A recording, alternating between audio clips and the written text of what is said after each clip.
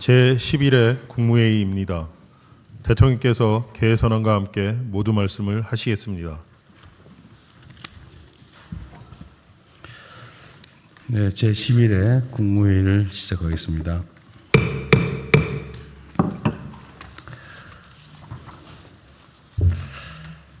중동 전쟁의 확대 장기화로 원유 천연가스 수급 불안이 커지고 있습니다. 국제에너지기구는 이번 사태가 역사상 최악의 에너지 안보 위협이라며 세계 경제에 미칠 충격을 경고하고 있습니다. 비단 에너지만이 아닙니다. 배달 용기부터 의료 도구까지 우리 일상에 석유화학 제품이 쓰이지 않는 곳이 없기 때문에 언제 어디서 어떤 문제가 벌어질지 예측하기가 어려운 상황입니다. 민생과 경제산업 전반에 발생할지 모를 중대한 위기에 대처하기 위해서 정부 차원의 비상대응 체계를 선제적으로 가동해야겠습니다. 각 부처는 수급 우려 품목을 포괄적이고 꼼꼼하게 점검하시고 또 그것들이 국민의 일상에 미칠 영향 그리고 대체 공급선은 어디인지 등을 세밀하게 파악해서 최악의 상황까지 가져간 대비책을 철저하게 수립 시행해 주시기 바랍니다. 오는 27일에 석유 최고 가격 2차 고시가 예정되어 있습니다. 그간 국제 유가가 큰 폭으로 올라 가격 인상이 불가피한 상황이지만 국민 삶에 미칠 충격을 조금이라도 덜기 위한 구체적 방안을 신속하게 마련해야 되겠습니다. 검찰이 어제 정유사들의 기름값 담합 의혹에 대한 수사에 착수했습니다. 국민 고통을 악용한 부당한 돈벌이는 법과 원칙에 따라서 발본색원하고 일벌백계 해야 되겠습니다. 정유업계도 국가기관 산업으로서의 공적 책무를 깊이 인식하고 국가적 위기 극복 노력에 함께 동참해 주시기 바랍니다. 국민 여러분의 협조도 절실합니다. 외환위기와 코로나 국난을 극복했던 것처럼 이번 위기 역시도 우리 국민 모두가 마음과 뜻을 모으면 얼마든지 이겨낼 수 있습니다. 공공기관은 차량 오부제 등으로 솔선수범하고 우리 국민들께서도 대중교통 이용과 생활 절전 등 에너지 아껴 쓰기 운동에 동참해 주시기를 부탁드립니다. 중동 전쟁의 충격이 갈수록 커지는 상황에서 전시 추경의 편성과 처리는 빠르면 빠를수록 효과가 배가 될 것입니다. 특히 이번 추경은 국민 체감의 원칙 아래 고유가 부담 완화, 민생 안정, 산업 피해 최소화, 공급망 안정, 지방 경기 활성화를 주요 목표로 꼼꼼하게 세부 내용을 설계해 주기 바랍니다. 규모도 마찬가지입니다. 미리 전체 규모를 정해놓고 각 사업을 억지로 끼워 맞추기보다 실제 현장의 필요를 충실하게 반영한 적정 수준으로 편성해야 되겠습니다. 지금은 재정을 아끼는 것보다 어렵고 필요한 것에 신속하게 그리고 효과적으로 투입하는 것이 무엇보다 중요하겠습니다. 정부는 이를 유념해서 신속한 추경 편성을 해 주시기 바랍니다. 지난주 대전 대덕구에서 안타까운 사고가 있었습니다. 화재 사고로 큰 인명피해가 발생했습니다.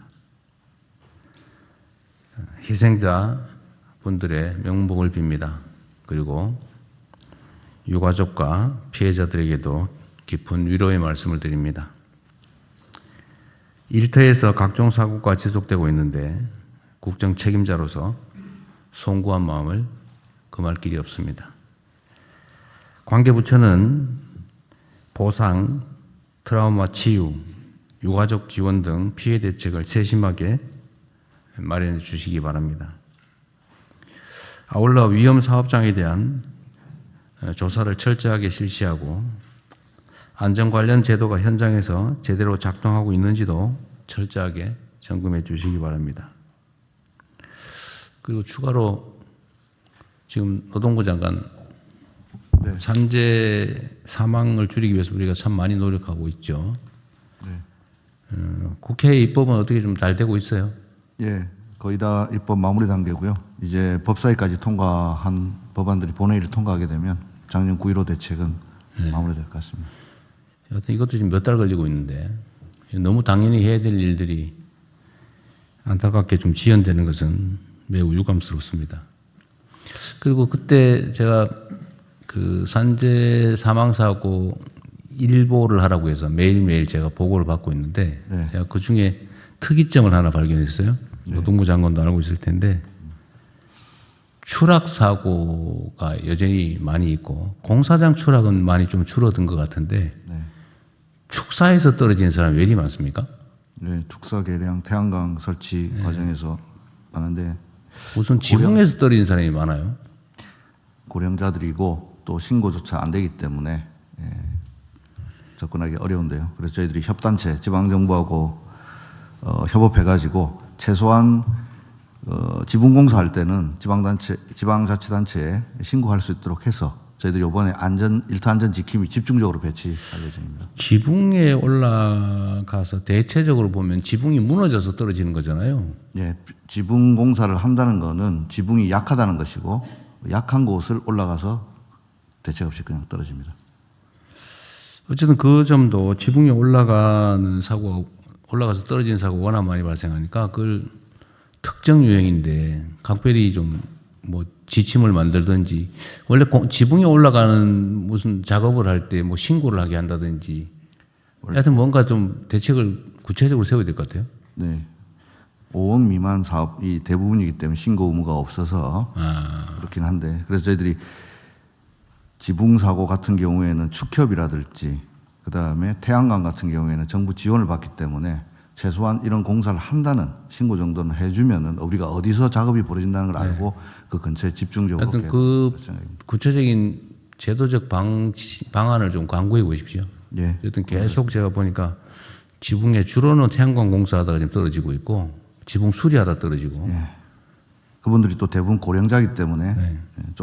조금만 있으면 네. 치명적인 사고가 있습니다. 산재 사망 사고는 그것도 안전조치를 좀 하면 되는데 지금 주의를 안 하거나 아니면 비용을 아끼려고 하거나 뭐 그래서 떨어지는 거죠. 하여튼 그 위에 사다리라도 평평하게 깔고 작업하면 될 텐데. 그래서 저희들이 매트리스라도 제공해가지고 안전보건공단하고 해서 매트리스 같은 거를 제공하고 또 아니면 비용이 안 되는 데는 빌려도 드리고 네. 하는데 문제는 어디서 하는지를 알아야 되기 때문에 일단 파악해가지고 지원하겠습니다. 그리고 혹시 이 장면을 보시는 사업자든 아니면 발주자든 지붕에서 떨어져 사망하는 사고가 상당히 많습니다. 다 먹고 살자고 하는 일인데 떨어져 사망하고 나면 그 어떻게 되겠어요? 본인도 그렇고 가족들도 그렇고 사회적인 비용도 그렇고 사업자나 일하는 분들이나 각별히 유념해 주시기 바랍니다. 지붕에 올라가는 건 정말로 위험합니다. 그리고 행안부 장관님. 예. 전에 제가 왜 그 계곡 정비 불법 시설물 네네. 정비하라고 했는데 그때 뭐 851건인가 그렇다고 해서 그럴 리가 없다고 해서 재조사 중이잖아요. 네네. 지금 3월 말까지. 예. 그런데도 아마 누락되는 데가 있을 거예요. 그래서 그때 말씀드렸던 것처럼 이거는 이제 공직 기강에 관한 문제거든요. 네네. 대통령이 지금 제가 오늘 세 번째 말하는 것 같은데 그렇습니다. 이런데도 불구하고 누락을 하거나 이런 거는 요번에 재조사 기간이 끝난 다음에 전국적으로 감찰반을 만들어 가지고 네네. 실태 조사를 시키고 네. 또 신고를 좀 한번 받도록 하십시오. 제 SNS에도 아마 이게 지나고 나면 신고를 좀 시키려고 하거든요. 네. 그리고 이게 발견된 데는 표시를 하든지 할 거 아닙니까? 네. 그래서 우리 국민들께서도 혹시 어디 갔더니 이거 숨겨져 있거나 은폐되어 있는 게 있으면 신고할 수 있도록 시스템을 하나 만들어서요. 네네. 나중에 전체적으로 공직자들 전부 다 누락시키거나 이런 공직자와 자치단체 여기에 대해서는 형사처벌까지도 징계를 넘어서서 징계는 당연하고 이거 직무유기거든요. 예. 알면서도 또는 제대로 조사 안 해가지고 다 누락해 놓은 거는 다 찾아가지고 엄정하게 처벌하도록 하십시오. 알겠습니다. 그 국무총리실에 공직기관 감찰팀이 있죠. 그래서 이건 공직 복무 자세에 관한 문제라서 아주 철저하게 체크하도록 하십시오. 알겠습니다. 예. 그리고 이것도 인사 문제인데 우리 그 각 부처청 각 위원회 뭐 위원회는 별로 없겠지만 부처청은 지금 인사는 우리 청와대에서는 원칙적으로 이제 검증을 하되 우리 각 부처청의 의견대로 인사를 지금 하고 있거든요.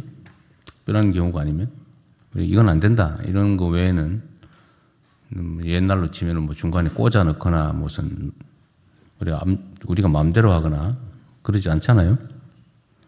그러니까 인사는 자율적으로 하되 철저히 하되 제가 그거 보니까 그 상층은 이렇게 좀 기강이 좀 잡혀가는 것 같아요. 질서가. 근데 그게 하부 단위까지 제대로 예를 들면 엄정하게 공직 기강이 잡혀가는지 잘 모르겠어요. 그래서 조직의 가장 기본은 기강인데 상부를 명확하게 하는 게 중요하거든요. 뭐 잘하고 못하는 건 다음 문제고 해서는 안 될 일을 한다든지 해야 될 당연한 의무를 안 한다든지 이거는 엄정하게 제재를 해야죠. 인사상 불이익을 주든 징계를 하든 아니면 직무에서 배제를 하든 그런 걸 좀 철저히 하시고요. 그 다음에 이제 열심히 잘하는 공직자들을 어쨌든 최대한 발굴을 해가지고 칭찬하고 표창하고 포장하고 인사상 혜택을 주고 이런 걸 잘해야 됩니다. 뭐 다들 잘하시겠지만 한번 좀 더 챙겨보십시오. 이게 조직이 워낙 크다 보니까 잘 안 될 수도 있어요. 또 일을 하려면 이게 일하는 사람들의 조직 기강이 좀 분명해야 되는데 많이 좋아지긴 했지만 혹시라도 좀 누락되거나 아니면 잘 모르고 방치되는 부분이 있는지 잘 챙겨주시기 바랍니다. 인사가 만사라는 얘기가 있는데 실제 그래요. 열심히 하는 사람은 열심히 하는 보람이 있어야 되고 잘못하면 반드시 제재가 있다 이렇게 생각하게 해야 됩니다.